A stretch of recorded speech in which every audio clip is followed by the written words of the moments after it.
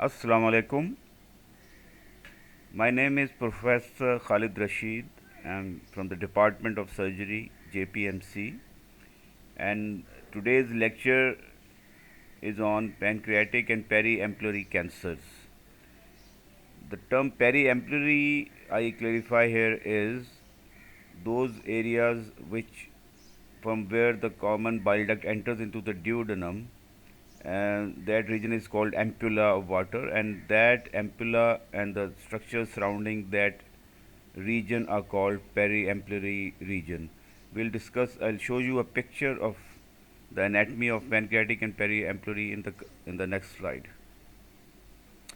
This is the anatomy of the pancreas and the periampullary region. You can see very clearly anatomically the pancreas, and from your anatomy that pancreas is divided into four regions: the head, the neck, the body, and the tail.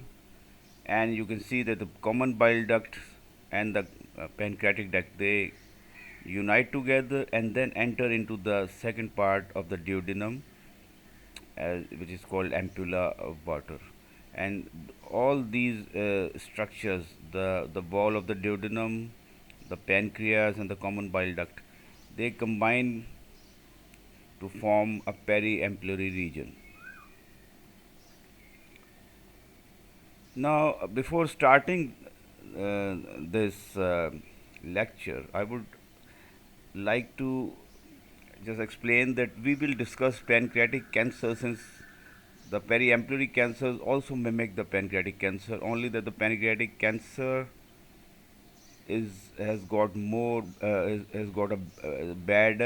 worse prognosis than the other cancers. So we'll discuss pancreatic cancer in detail, and you can see that it is the fifth leading cause of cancer deaths. All the cancers, male and female, fifth leading cause of cancer deaths, and it has got a poor prognosis with 5 year survival of less than 3 years. It's such a deadly cancer. Now,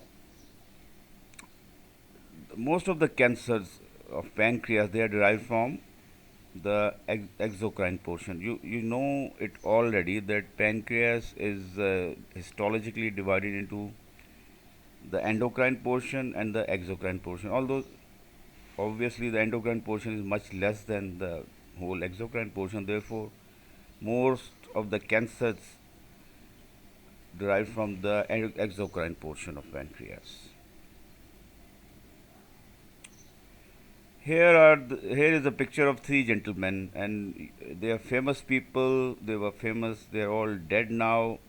And do you think what is common among all three gentlemen? Two of them were the Hollywood personalities, and one was well-known, the well-known scientist who developed iPhone. So the common thing among all three was that they all died from pancreatic cancer of one type or another. So you can see how deadly this disease is.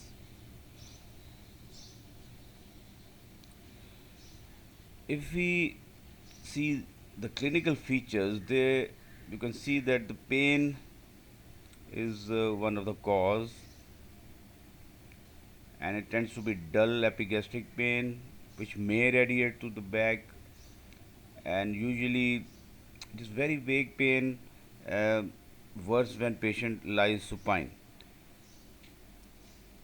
More than 50% of the patients with early pancreatic cancer have almost no pain or little pain. That's why the symptoms, they come late. That's why the when the cancer is diagnosed, it is already in an advanced stage, and that is one of the reasons why it kills a lot of people. Next thing is weight loss. 7 to 10 kg within few weeks may be there, and jaundice. And jaundice actually only appeared in case of the pancreatic cancer when the cancer is at the region of the head and the neck. Otherwise, if it is away from the common bile duct, then jaundice is a very late or may not be a symptom. Only when it compresses the common bile duct, the obstructive jaundice then takes place.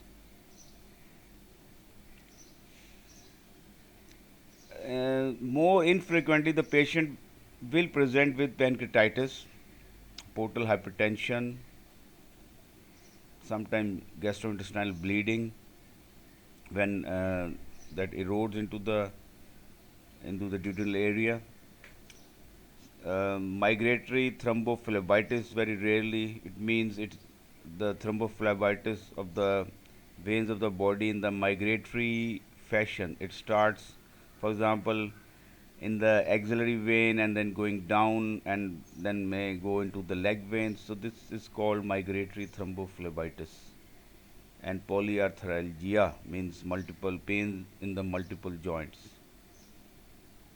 If we talk about the risk factors, I think uh, nowadays this smoking is the biggest hazard, and it is twofold. It is found twofold in the smokers as compared to non-smokers.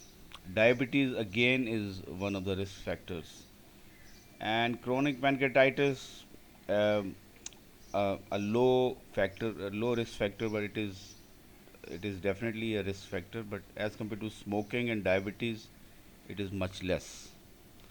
So smoking is number one risk factor, I would say.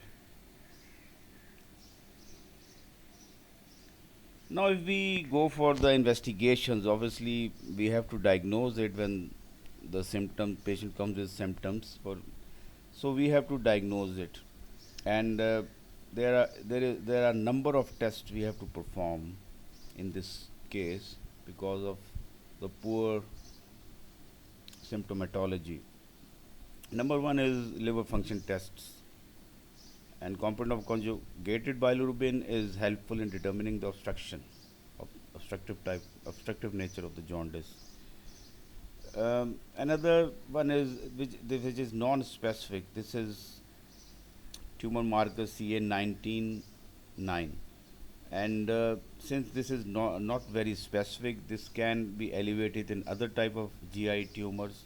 So this is not very helpful for the diagnosis, although we can use it for the follow-up after the treatment.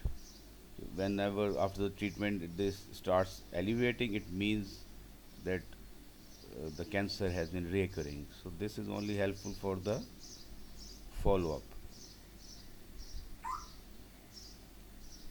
Ultrasound scan, you see, is very commonly done investigation in other diseases as well. It is very easily available, non-invasive. That's why we do it so frequently in all type of abdominal symptoms. And this, I would say, is the first line imaging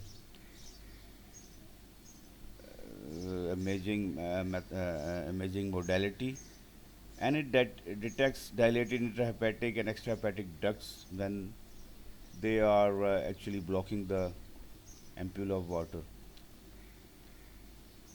and usually confirms obstruction.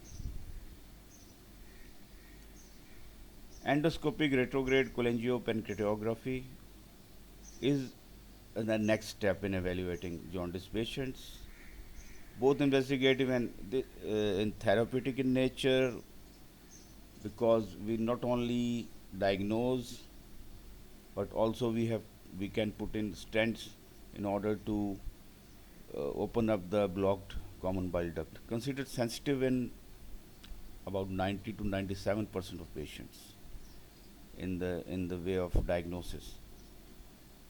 We can also take the brush cytologies and it is to help out to see the malignant cells in those areas.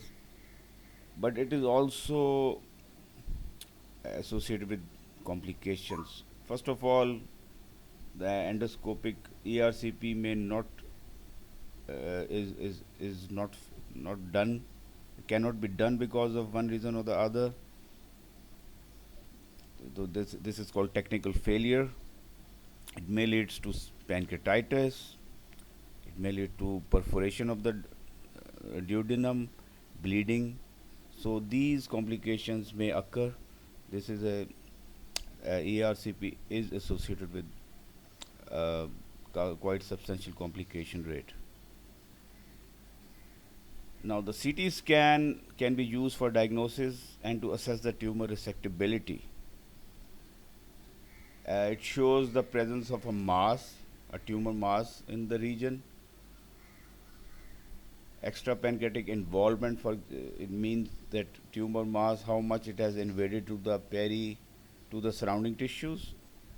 Vascular involvement, the vessels which are important, the pancreatic veins, the artery and the vein, the supramesenteric artery and the vein, and it also shows the involvement of lymph nodes and the metastasis. So not only you can uh, diagnose the tumor itself, but also you can stage the disease, how far spread the tumor is. Similarly, magnetic resonance imaging is also a very good investigation. Is considered equivalent to CT scan in assessing pancreatic cancer. The only drawback is that if uh, expensive, well, yes, as compared to CT scan, but also the metal implants, if they are present within the patient's body, then MRI become impossible because of the scattering of the image.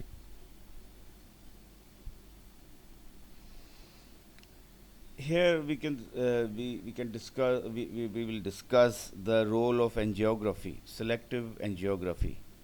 Selective arterial injection of superior mesenteric arteries with venous phase studies has become is considered as the best in demonstrating vascular anatomy. We pass in a catheter up to the superior mesenteric artery and we inject with the contrast, and then we take the x-rays in different phases, the arterial phase and then the venous phase, and venous phase is the best to demonstrate the vascular anatomy. More than 75% of the patients with normal vessels on angiography means that the tumor is resectable. Since it is an invasive investigation, more and more centers are relying on the CT scan or the MRI scans rather than selective angiography.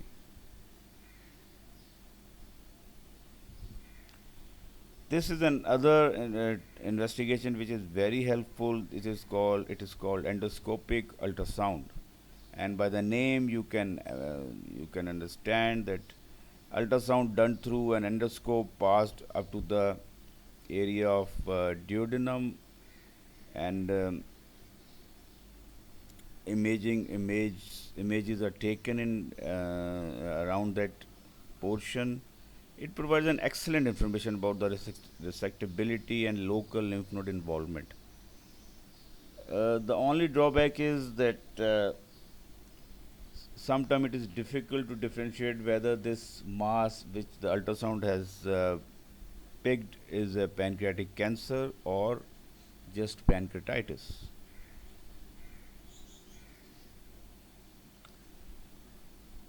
Percutaneous fine needle aspiration.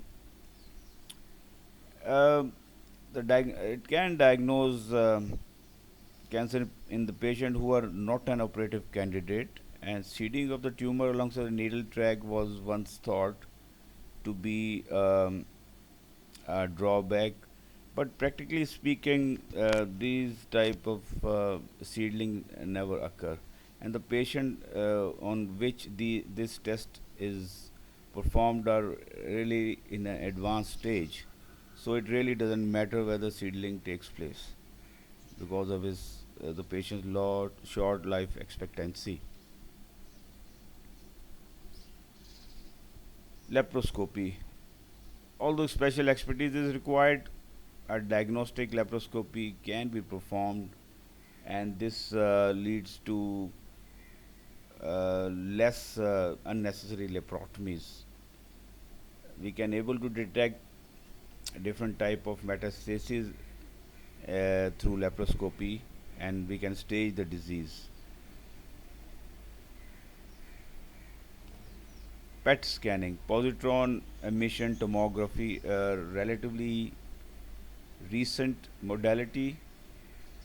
Very not very clear role is there, but for diagnosis. But this test is very good to detect the recurrence of the disease. This is not very well role is very well established for the diagnosis, but for the recurrence of the disease, this scanning is number one.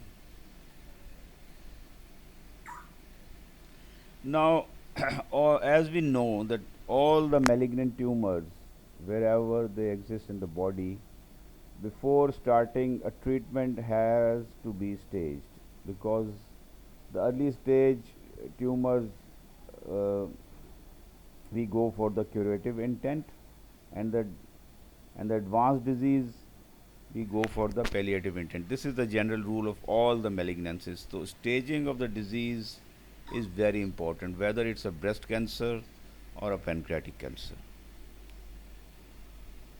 So, like most of the other tumors in the body, the pancreatic and the peripancreatic cancers are staged on the basis of T and M classification.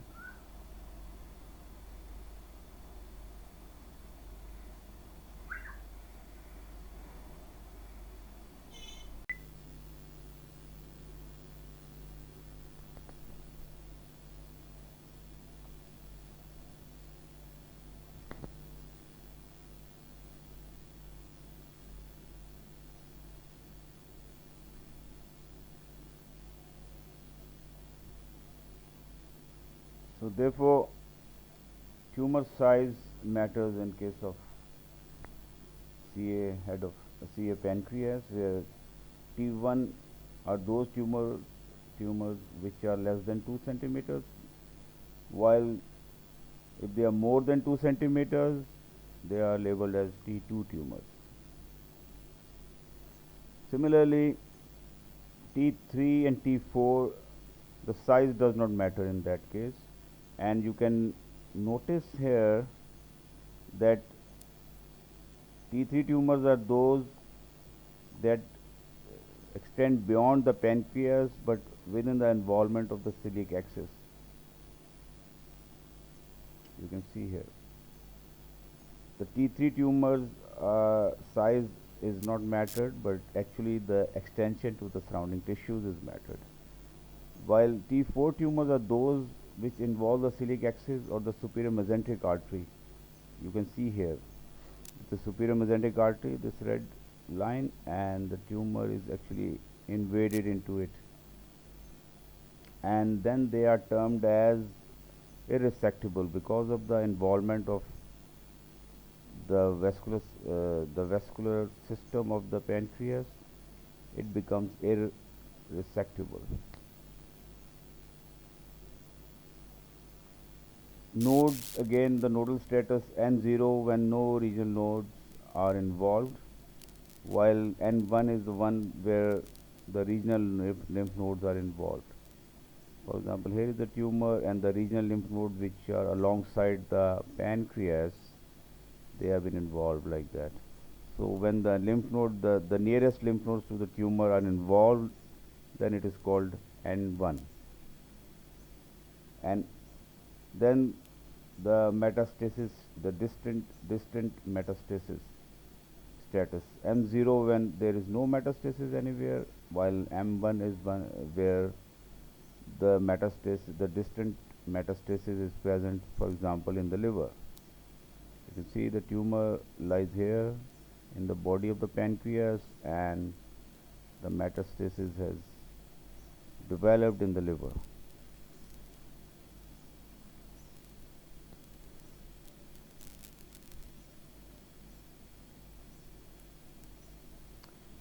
Now, if we see how the anatomy and the surgical resectability of the tumor correlates, you can see that the lower end, when we see at the lower end of the spectrum where the resectability is at its best, The points are that there is no arterial or venous involvement, or when the tumor is involved attached to the surrounding adjacent organs, even that is resectable too. And at the opposite side, you can see when the arterial encasement, yani surrounding of the arterial or the vascular pedicle with the tumor, and the distant metastasis is this, the farthest point where the irresectibly becomes most eminent, the distant metastasis, and before that arterial encasement. So whenever these two things are apparent, the tumor becomes irresectable, and mostly palliation is the answer. Palliative treatment is the answer, like stenting. Now, when we come to after the stage, we have to see we have to see the natural history, how history of this disease, the overall survival in these type of patients. For all stages, the combined 1 year relative survival rate is 25%. Only 1/4 of the patients who develop this disease survive after beyond 1 year, and the 5 year survival is just 3%. For local disease, which is confined like T1, the 5 year survival is on average 20%. For locally advanced and for the metastatic disease, the median survival is just within months. You can see not even the years, just months, 6 to 10 months with treatment. The untreated metastatic disease has a median survival of 3 to 5 months. So just by reviewing the overall survival, you can see how deadly this disease is. I would like to mention here that this is the overall survival of the pancreatic cancer. The periampullary has um, a better survival rate. For example, all those you can say that the survival rate of the periampullary carcinomas is 10 times better than the survival rate of carcinoma of the pancreas.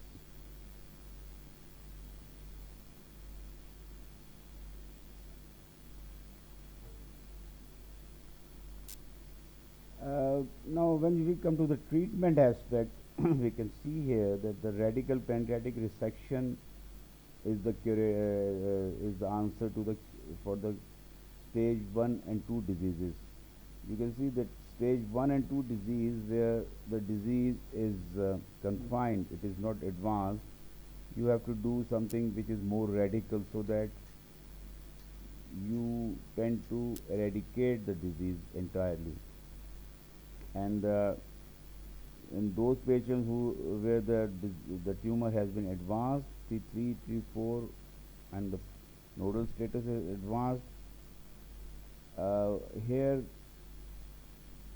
in the coming slide I will discuss where you have to do some conservative palliative procedures. You don't go for the curative intent because it is not possible. So Whipple's procedure, which is the classical procedure for stage 1 and 2 disease, which means you have to remove a segment of pancreas, the duodenum, the entire duodenum, and the distal part of the bile duct, in order to remove the entire disease. Then you have a second option depending upon the site of the tumor.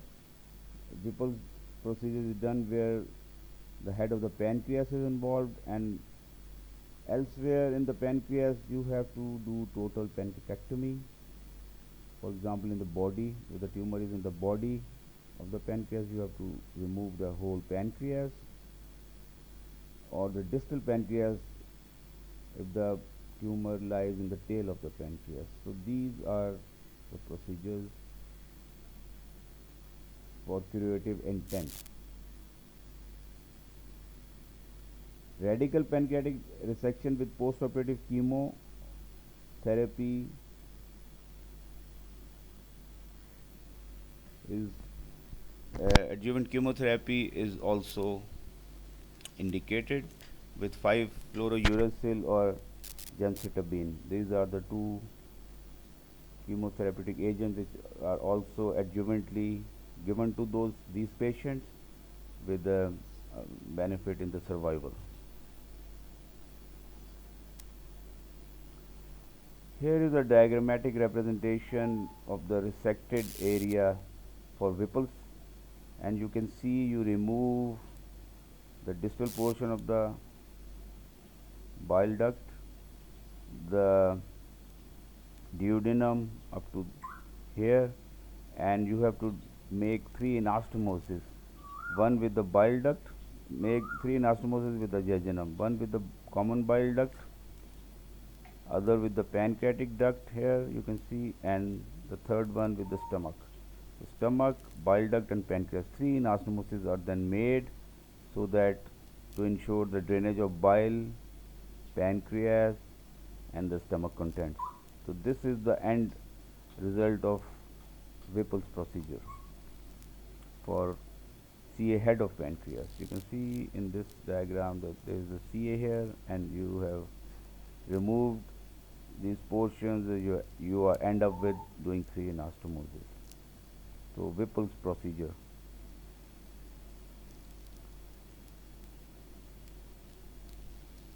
Here is a list of various studies done in various times with different type adjuvant treatment with cancer therapeutic with chemotherapeutic agents. Different studies were done, and with different number of patients, and you can see the largest number of patients aspect study, and these two chemotherapeutic agents were used.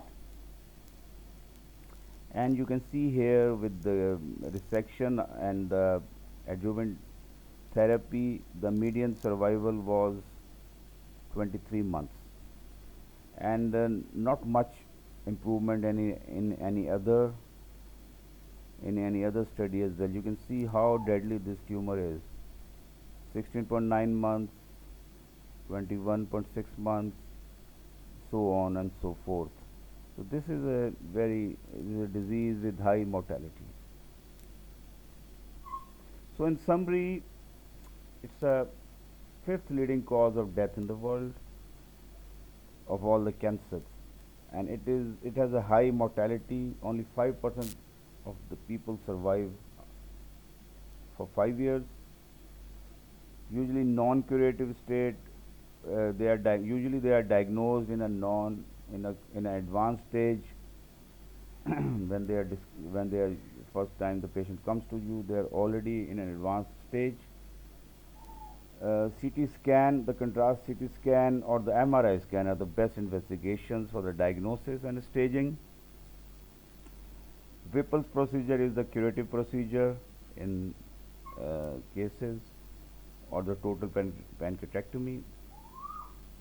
Bypass or stenting is done for the palliation in advanced disease.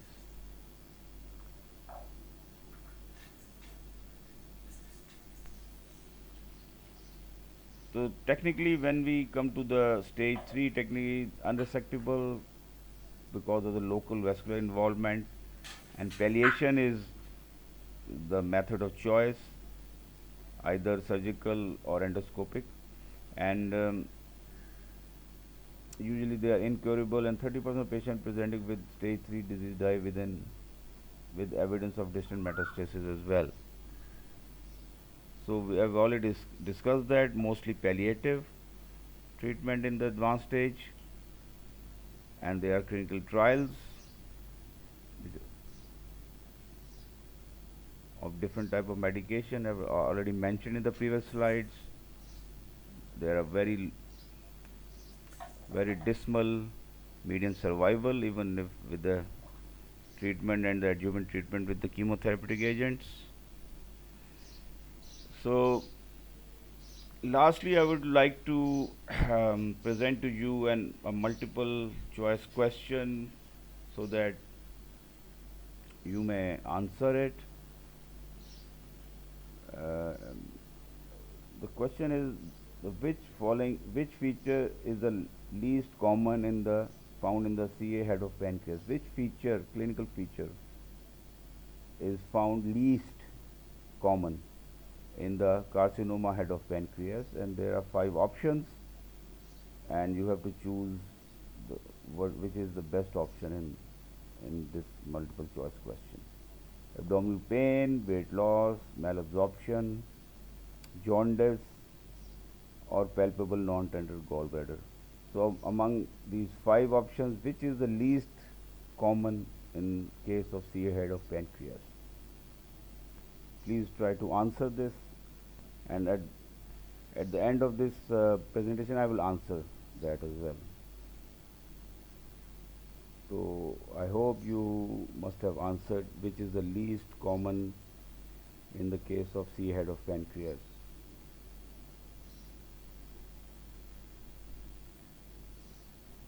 Thank you very much. And the answer to this is malabsorption. Malabsorption is the least common uh, clinical feature in case of CA head of pancreas. Thank you very much.